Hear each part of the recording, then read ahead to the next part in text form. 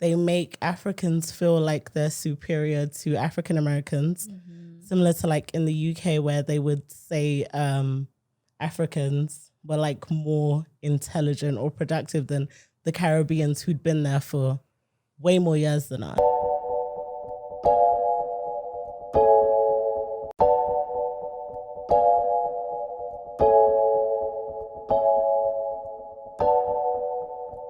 Hi guys, welcome to Kenganda. My name is Johnny Tamaya. This is the Repat podcast. I'll let my co-hosts introduce themselves. Maintain, please. That was too soon after the joke. I had to get the laugh out. So, DJ Maintain, Caribbean, living in Kampala now for 5 years. Okay, and Tina? Tina, Bugos babe. Bugos, Bugolobi. Hey. Bugolobi. It's a part in central Kampala, for those who don't know. It's the suburbs. Oh, she's a suburbs girl. But no, Tina. Big up Okay. Tina. Big up Bugos Bandali babe Rice. by way of Elizabeth's country. Yeah. Okay. O'Shea Duke Jackson, Sacramento, California, West Coast. 100% African American, 1000% controversial. Ooh, I like that. That is Now that he has Damn, dropped, bars. that is dropped his life. Now, Maintain shared this clip with me, and he actually, not many people know this, but Kenganda started from the streets. Literally, we're doing street interviews. So there's an interview that one of our former employees was doing, and she was doing it on the street. So let's watch this Big up the clip former employee. Why is and she react to former? it. We don't want them here. They're your brothers They're not our and brothers. sisters. They're not our brothers. They are. If you were born in America and have lived there for 300 years, you're no longer African. Those are Americans. We don't need them. We don't need They them were to develop. taken away, unfortunately, but they are Americans. We will develop by ourselves. Yeah, we have the capacity, we have the will, we have the resolve. We don't need them. No. I totally agree with you. Thank you so much, sir. Thank you. So you've heard that gentleman right there. He's actually just for context, he's speaking about African Americans. I think the question was, are African Americans welcome, or are they Africans themselves, or are they brothers and sisters? You can see this man in his feelings saying they're not our brothers. We don't need them. But yeah, guys, what do you think about that? Is that how you feel? Oh, everyone's looking at me. Yeah. Okay. Mr. Firestarter here. Yeah. He's very misguided in his opinions, I believe. I feel like I'm not Caribbean. I'm African. And someone speaking like that is only just going to make it harder for unity. So I think I don't know what's triggered him. I don't know where he's coming from with that sort of mindset, because it's just, it's not forward thinking. And I would like to speak to him, actually, because I would like to dive deeper into why he thinks this. I want to invite him on the podcast. Yeah. But I think we can find him. yeah, but I think it's very it's a dangerous rhetoric. And he's very misguided, and he needs someone to speak to him. Okay. That's how I feel. Tina, please. I think, like the beauty of like being present now is that, the whole woke thing, I didn't get it. So like I realized that shit, like I was asleep to a lot of things before, but now I know a lot more. So if this, is it recent? No, that's How like a many few. years? 3 years ago, 2019. Still, Yeah, no, 3. it's recent enough for him to like have access to the internet, to information, to know like that's anti-blackness. It is. Yeah, like the core thing of like colonization and like ruling over us is like divide and conquer, right? So they make Africans feel like they're superior to African Americans, similar to like in the UK where they would say Africans were like more intelligent or productive than the Caribbeans who'd been there for way more years than us, right? And they caused this weird divide. And don't get me wrong, it was on both sides, not just on one side, but like it's counterproductive now and it's anti-black regardless. Like it's just anti-black and we're just doing white people's dirty work. So don't invite him on the podcast. She's like, don't He you wasn't dare. doing it to be nice. We couldn't get him. Okay, and O'Shea, as an African American, what do you think about this clip? Well, I remember when it first went viral because we produced it. Yeah. So no, even Maintain didn't know. I'm like, yeah, we produced it. We actually produced it and gave it to African Diaspora who pulled it off. Yeah.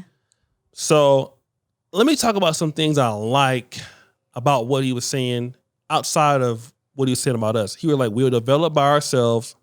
We'll produce by ourselves. And, that rhetoric of, we will pull ourselves up by the own bootstraps kind of thing. I'm a conservative in certain ways. So I like that zeal.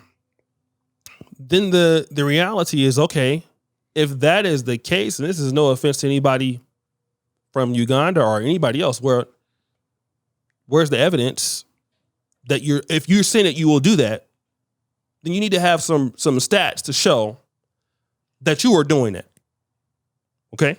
And if you look at any country in Africa, the stats don't show that they are doing it. And I'm going to tell you exactly why. That mindset there, and the reason why that mindset is there is because let's leave African Americans and Caribbeans out. That tribalistic attitude is here in Uganda. Buganda versus the Ankole versus the North. Leave us out. Leave us out. That mindset is not just, it's he could talk about it. We're not here interacting with them. But go to Nigeria right now during the Nigerian political season. They're fighting between what groups? Every group, the North against it. So that mindset doesn't work. How are you going to pull yourself up to do stuff when you don't even get along where you're living at?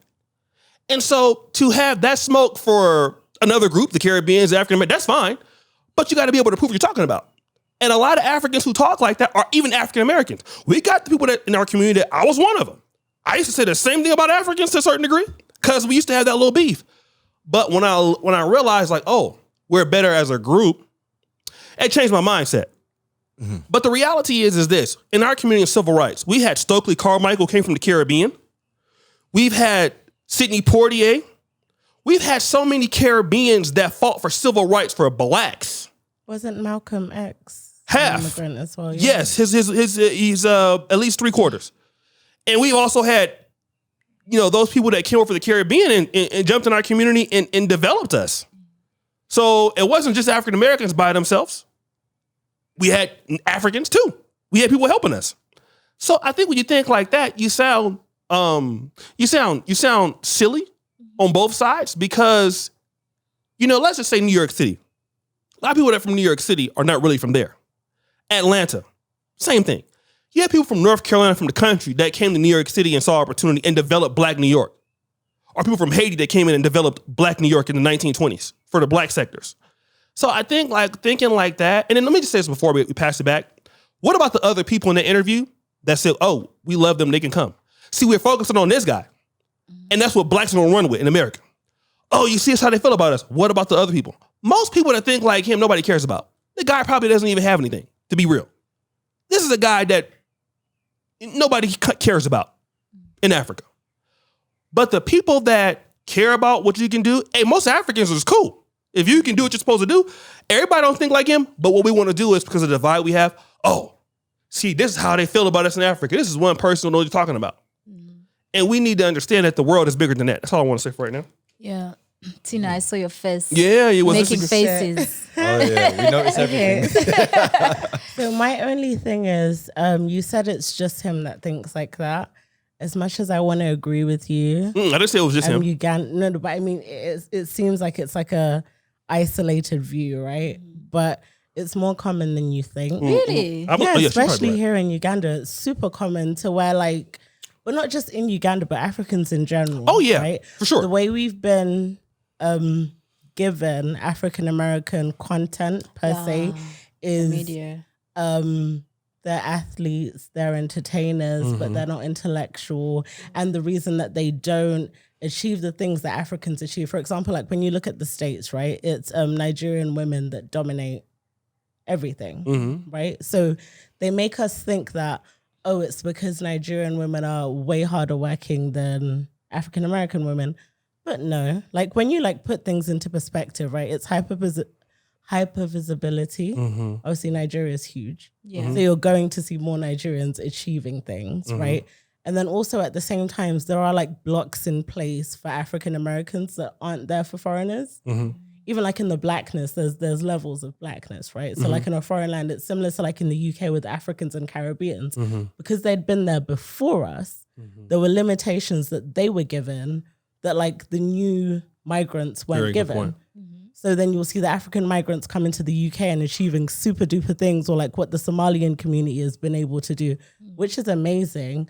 But realistically, when you sit down and think about it, this is just white people looking at us like they're little lab rats and being like, if we fuck with them this way, what would they do? If we do it that way, what would they do?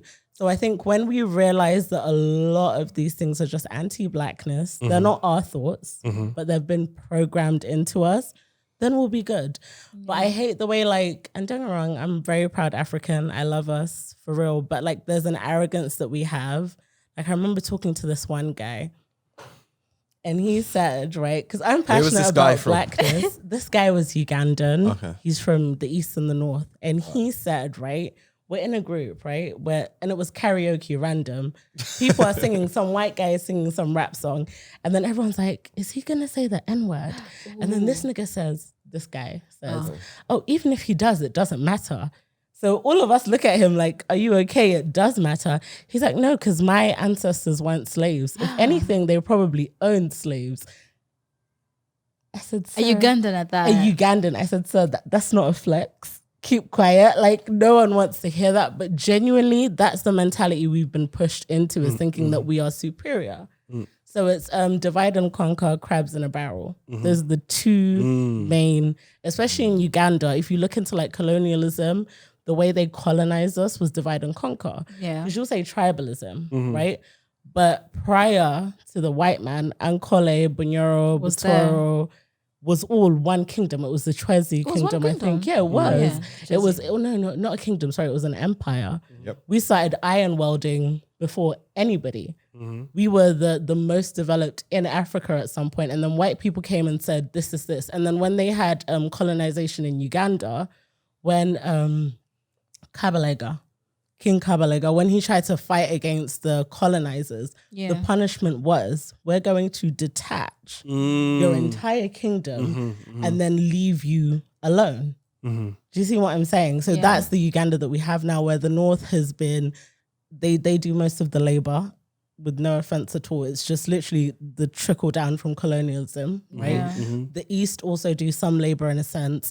Then the West has agriculture, right? But then they divided the West before pre-colonialism was one empire. The Baganda were a part of, because it was essentially Bunyoro, I think Bunyoro, so, right? Yeah, it was Bunyoro. It was two brothers that had two different. They weren't brothers, but they were related in the sense of like in a tribal sense, where the Baganda, sorry you guys, they sold us out.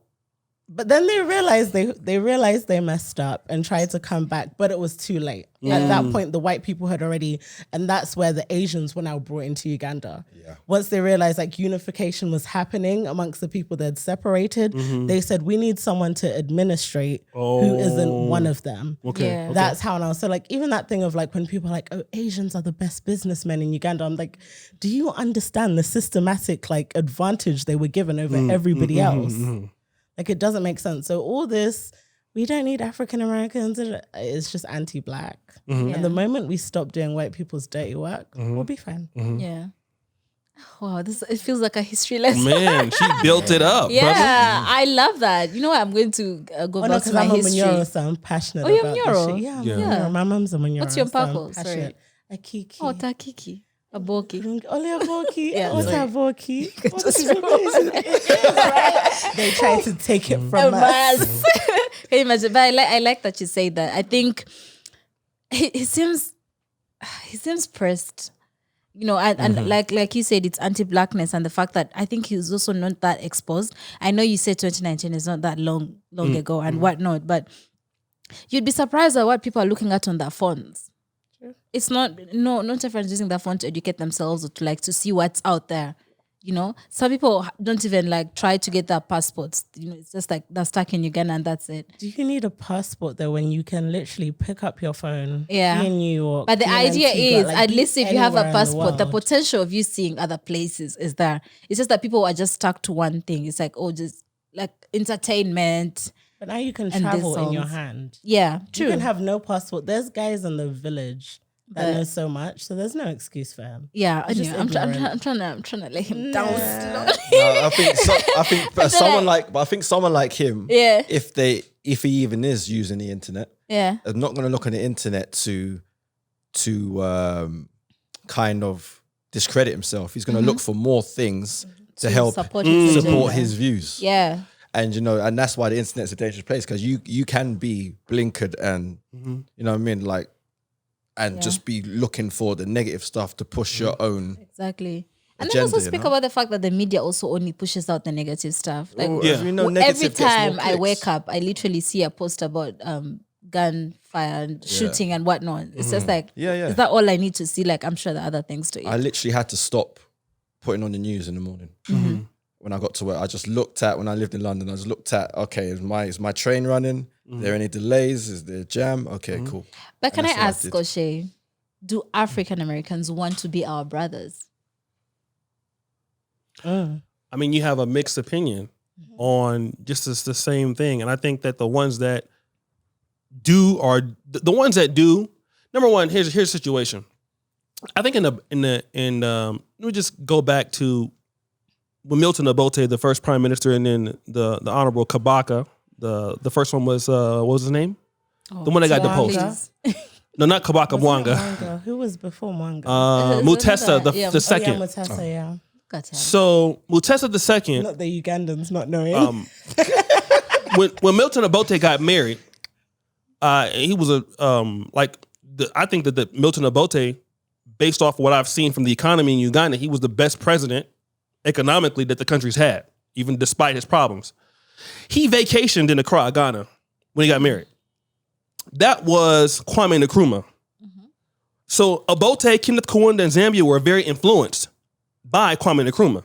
And Kwame Nkrumah was influenced by, you guessed it, African Americans. It was Kwame Nkrumah. Even Julius Nyerere said, we went to school in England, but Kwame Nkrumah went to school with the blacks. So when he was the first country to come liberate Ghana in 1957, he came with the African American heat. So a lot of times when you see how Kwame Nkrumah was the one that set off all the rest of the countries, Nigeria in 1960, Uganda in 1962, that fire came from our community. So you wouldn't even have a country called Uganda. So while you talking, had it not been for African studying in the States, get that heat from us. So I'm going to say that. But also at the same time, a lot of African brothers are real, and they're real passionate people. One of the best leaders in the black world has ever been Thomas Sankara. So a lot of us want to build with the continent, and we don't know how. That's one of the things, right? There's a divide. I think that what happens is a lot of African governments have done this also.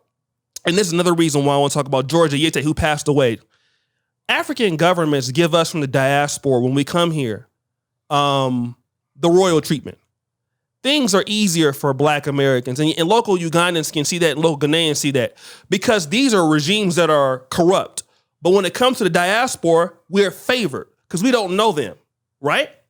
And George Ayete was saying, hey, you guys don't speak up for the behalf of the local Africans. And the Black Americans are saying, well, you guys are not speaking up for us because you don't give us citizenship to come back home. You guys never came back and got us. So on both sides, you have that issue. A lot of Black Americans feel like, when you guys come here, we letting y'all rock. And a lot of Africans is like, look, we got here because of our own ingenuity and our own skill. And both can be very true. I think at the point that we need to understand you have great Africans and you have great African Americans, and most people want to be together. There are going to be some that are naysayers, and I'm going to say the naysayers, fuck them. Because they come and comment all the time on the Repat podcast. Yeah. They always criticize me. Bro, why you over there? Like, I get criticized all the time. Bro, like, you talking for, you're not one of those people, bro. Like, why you over there? You should be helping our community. Is that ADOS? You got some people from those camps. But the reality is that they must really want to be over here because they keep commenting. So you're going to have people who going to be pro whatever, and that's fine. But I believe that honestly, you deal with who want to work with you. And it's a lot of people in the Pan-African world that want to add value, that want to see the communities come together. And it's our job to make sure that these things happen. So that's what I would say. You have people that don't want to fuck with Africa at all. They don't care about Africa, don't like it. And there's a lot of people who love it. Why wouldn't someone not love Africa? Why would someone not love Africa? It comes from a self-hate thing. You're taught to like. Do you know when I deeped it, guys? Like I went to school in the UK. You went to school in the UK as well. Yes, I did. Do you realize they legit told us we were savages in history? Like I didn't deep that until I was an adult. I hated and history. they said like they told us white people came to Africa and civilized. And as an 11-year-old, 10-year-old, you believe that shit. You believe that a white man came to your land and told you people how to live. And it's only with access to the internet and more information that you realize like, oh, that wasn't true. So like your program like that till about what, 16? So think of the people who don't then access that information. They don't know any better. Do you see what I mean? And a part of that education is also teaching you that like, you know, black people don't, you know, do business well. Black people don't do this. Black people don't do that. Black people are uncivilized. These white people used to cut each other's arms off. Yes. They would steal an apple, but we're the savages. Like when I deep that, I was like, oh my God, the brainwashing is like on another level. So to an extent, I blame him because the guy from the clip, he has the access to the information. But maybe no one's ever told him to go and look at it. Because mind you, the curriculum in the UK is very similar to Uganda. Very. Very similar. Yeah. They're learning the same thing, but like in their motherland. Yeah. Being told that you guys didn't know anything till we came. A white man came and discovered the Exactly. lake. So that's why I feel like of all the countries that were colonized, they colonized us like plus. So I don't no, it's heavy here, guys. Plus. Like it's proper. Even in Kenya, it's really heavy as well. So like, yeah. You can clearly see. Yeah. It's unlearning, and unlearning is harder than learning. It's easier to learn than to unlearn what you already know. Preach. So that's why he's saying what he's saying, because he was told that those African Americans, they don't know anything. You've managed to do all of this and this and that. Let me just kind of build on that. There's a lot of people who feel like African Americans don't have like what you consider a culture. So we're a cultureless people. That's a lie, because black culture in like its essence, like modern black culture is derived from African American culture, which is also derived from African culture. Yeah. Like, but they don't tell you that, and you don't know it. So you think they don't go to school, they don't want to do this, they don't want to do that. Right. But the thing is this, like if you take any top, like most people that came from Nigeria over to America, most people to come to America, you have to be talented already. Most people, I would say. Because look at what happened when we start seeing our first Nigerians come in. We saw that in the Biafra War. Well, who left? The most talented groups of people left. Those who were educated. And Nigeria had, University of Lagos in the 60s was on par with Makere, which was great in the 60s. So when those people came over to America, they were already, skilled. Even if they had to start over again, you're still smart. So it's not like the guys on the street who are drunkards get to come to America. They're not gonna let you in. The talented people in any community come to America. They're gonna perform. If you take the top 10% of Americans and drop us African Americans or drop us in Lagos, what do you think is gonna happen? So anytime a great smart people come into any system, they're gonna do very well. You know what I mean? So we look at that and be like, well, these people are smarter than it. But if you take the best black Americans, look what happened in South Africa after the ANC. Black with No Borders. Look at the documentary. What happened? They took all these blacks from Harvard. We were the biggest runners of the financial institutions in South Africa after apartheid. We were doing everything there. And the South Africans were complaining. If you took the best South Africans and brought them to America, they would do the same thing. So people who are smart and talented are smart and talented regardless of who they are. But to the guy's point, like, we don't need these people. I like that part of attitude, because you should have that attitude for your people, right? But he doesn't have that towards white people, because if you ask him about white people, that's true. He won't think that, because again, it's anti-blackness. It is. The key to like black elevation is the coming together, right? Yes. And the moment we started to come together, the whole diaspora, Africans and I love what the UK is now, where like Africans and Caribbeans are not beefing anymore. Right. Yeah. Because that beef was a lot. in school. Like we did an episode on that. It was the first episode we ever did. Yeah. it was traumatic. came for me. Okay. When Maintain had he was like bald like me. Yeah. Like seriously, they came for me, but the people don't realize I'm older than I look. So Wait, like, how old are you? we'll talk about it after. I'm 46. So No, I've- I'm so You sorry. look younger than me, man. I need to start DJing so I can look younger, brother. We're tired of these 40-somethings coming here looking 20-something. Right? Maintain doesn't look his confusing age. us. All of you, we're tired of all of you guys, by the way. We're done. So yeah, you can imagine what the beef was. I was 10. That was a I was lot, 10 in yeah. 1986. So you can imagine what the beef was like. Things weren't readily available for me, Right. and I was schooled like you were schooled. So Right. I was very ashamed of my past. I thought all my past was just slavery. We didn't do Yeah. anything else. Just like African Americans. But as you get older and you learn, we weren't born slaves. Right. You were taking carpenters. You were taking Yes. mothers, fathers. Preach. Like, you Preach. know what I mean? Engineers. Like, you weren't taking... You was taking the best of the best just to And put the them in misconception slavery. is Caribbeans were minding their business when the British said, we need you guys. Come through. Come over here. Yeah. And then they gave fake citizenship and then everyone came over. Similar to what they did with the Africans in the 80s. Yes. They told them you're a part of the... That's how a lot of part of the Africans got... Commonwealth. You're part of the Commonwealth. Yeah. So Yeah. people entered freely into the UK. Yes. Only But for them listen, to switch but they didn't tell the British people the black people are on their way. So all of a sudden Yeah, this boat shows up there you go. and they're like, what the... Right. And those people are going to be outperforming even some of the whites. And there you go. Because we're just outperformers by nature. Yeah, but let me just say this. So for like, and I'm going to say this and be controversial. When I hear Africans talk shit, and we talk shit too back, right? But one of the things is about this, you gotta be able to prove what you're talking about. Okay? Prove what you're talking about. If you're saying that we don't need you and you can do something on your own, then it's one thing to do it in America. But I'm here.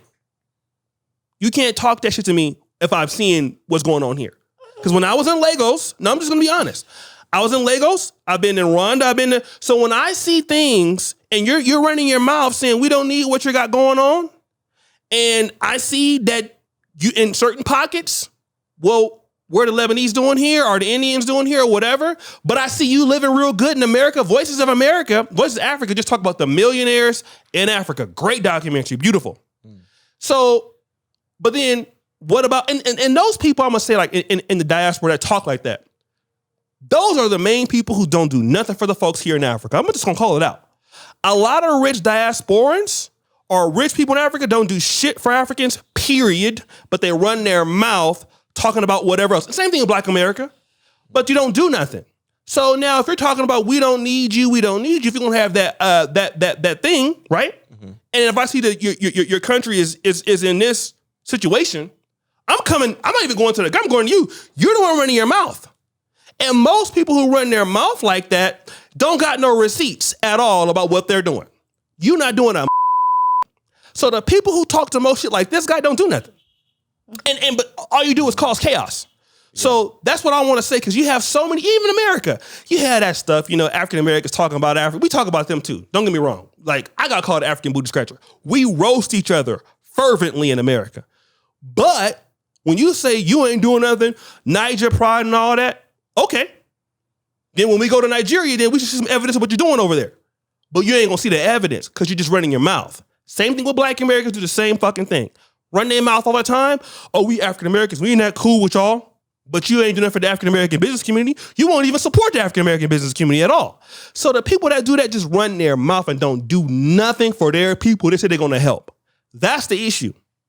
You see what I'm saying? Yeah. So people, and then what you do is you discourage other people. You just cause problems. Yeah, that's the issue Yeah. I have with that. Yeah. Is the discouragement. You don't do nothing for your people while you're running your mouth, and then you cause other people from coming together. Yeah. It's twofold.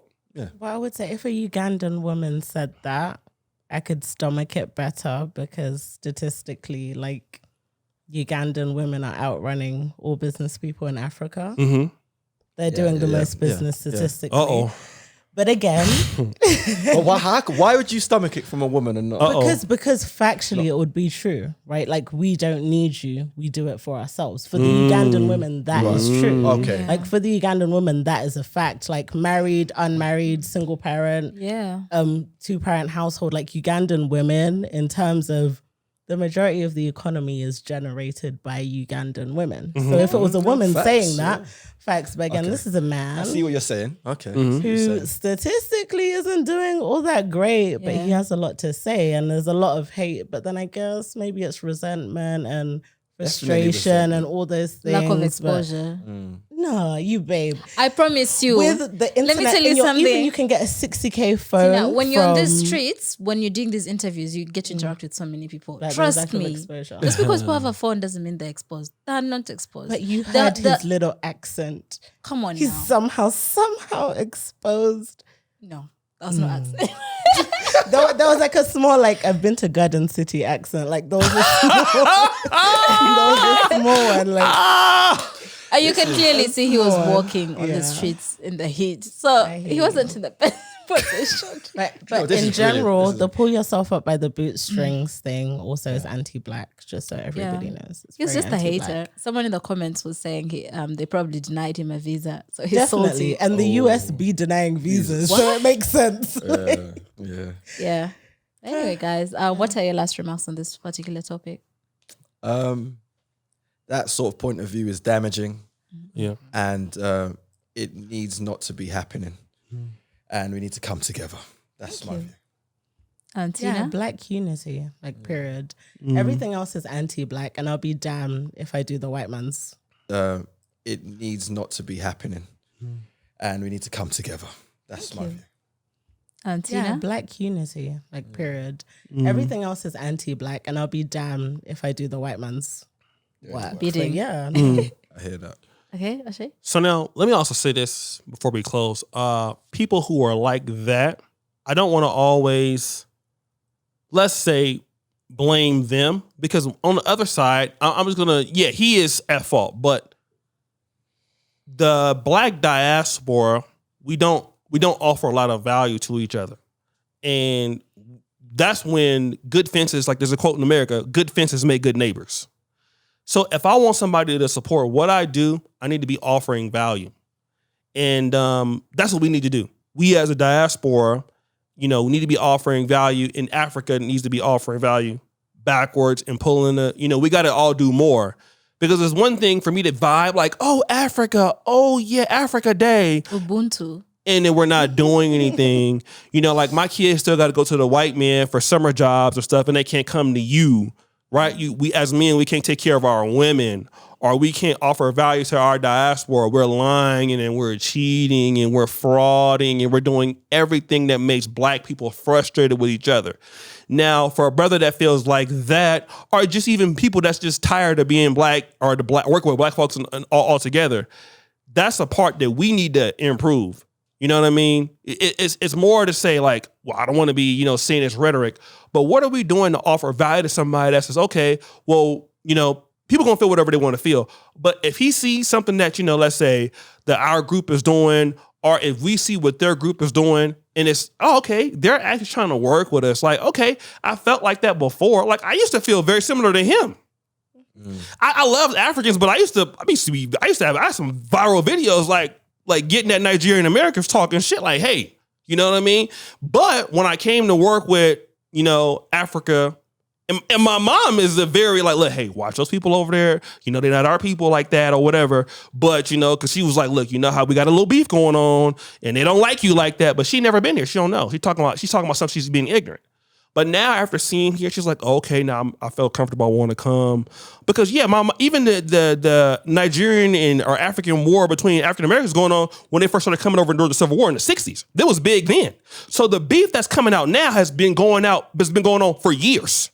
It ain't like y'all situation. Yeah. So it's like, okay, we know people over there, they African, but they not really, we don't really fuck with them like that. So they live over there, but we don't go to church together or nothing. So, you know what I mean? Yeah. So, but now when you start to see one group is trying to add value to the other group and we're making whoever got to make the first dig.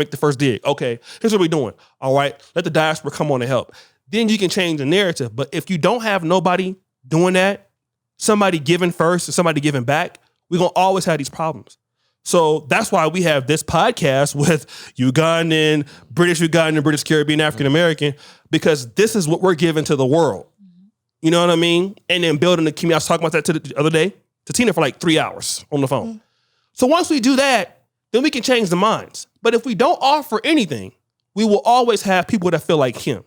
And part of that is the black diaspora, the black African in the government and the black world's fault. And that's why, before we go, I'm here to hold the mirror to y'all Negroes' face every podcast because you did it. Stop blaming the white man for everything. You Negroes didn't do what you're supposed to do. So once we get there, we're going to be okay.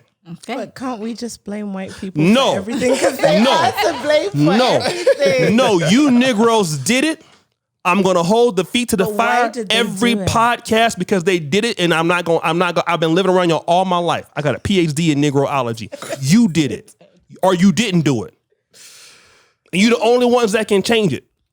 Okay, that was very passionate. Any last thoughts? No, I feel Janita? like this episode was a history lesson. Yeah. I mean, every time. You too? Every Yeah, time y'all I was building it interact up. with You Tina, too.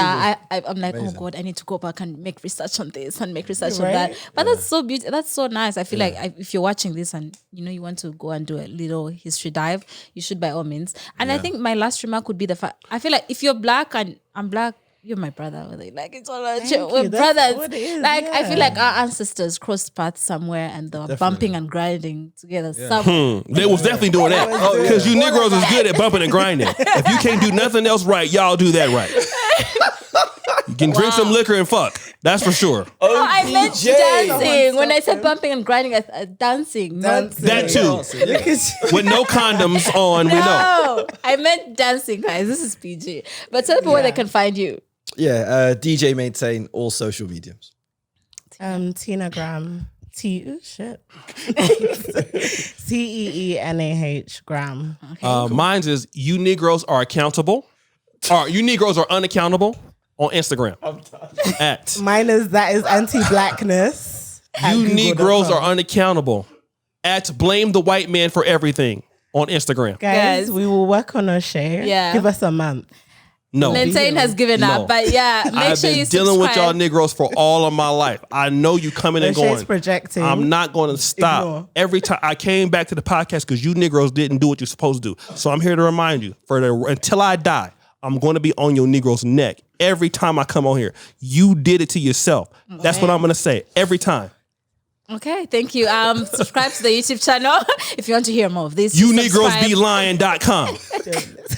And follow us on all our social media platforms at King and the Nation. Subscribe to the Pan-African Dating Show. We'll see you guys next time. Bye.